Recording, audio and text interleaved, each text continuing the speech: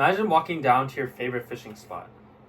The sun is rising, birds are chirping, and you expect to see the familiar shimmer of native fish below the surface.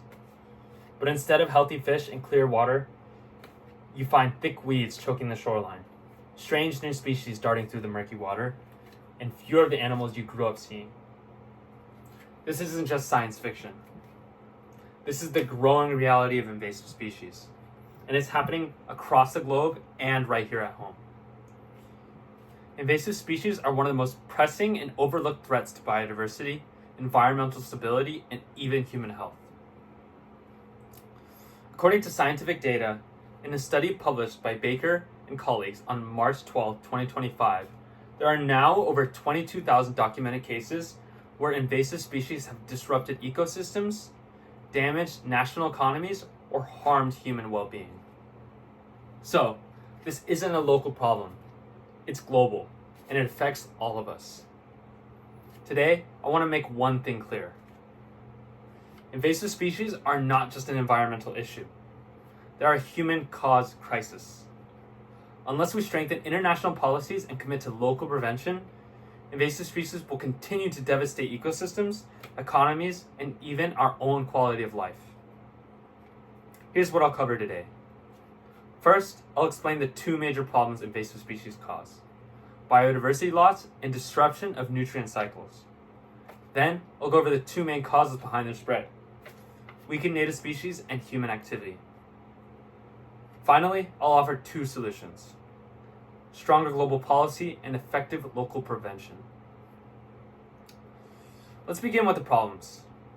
Invasive species cause enormous harm to ecosystems, and we can group these into two main problems: the loss of biodiversity and the disruption of natural cycles that ecosystems rely on. First, biodiversity loss. In the Piranha River floodplain in South America, an invasive aquatic plant called hydrilla has spread aggressively, reshaping the aquatic food chain. A 2025 study by Delanara Santos and colleagues, published in Water Biology and Security on February 18th, found that native plants were being pushed out and native fish were being forced to change their diets just to survive. This isn't just competition, it's ecological collapse. And once native species disappear, entire ecosystems can unravel. The second problem is ecosystem disruption, especially how invasives change the way nutrients move through the environment. A study from Ecologia, published May 9, 2013, by Hickman and colleagues, looked at forests in the eastern US. They found that the leaf litter from invasive plants decomposed faster than native species, changing how nitrogen is released into the soil.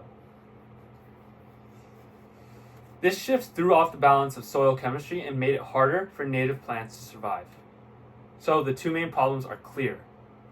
Invasive species reduce biodiversity, and they disrupt the very cycles that ecosystems depend on to function. Now that we understand the damages they cause, we need to ask, how do invasive species spread so quickly and so widely? There are two major causes: weakened native species and human activity. Let's start with the first: weakened natives. When native plants or animals are already under stress due to pollution, habitat loss, or disease, they become vulnerable. A 2024 study by Blackwood and colleagues, published in Ecologia on October 27th, showed that parasitic infections in native plant species open the door for invasive species to dominate. As native species declined, invasives quickly moved in and took over. It's like a forest weakened by disease.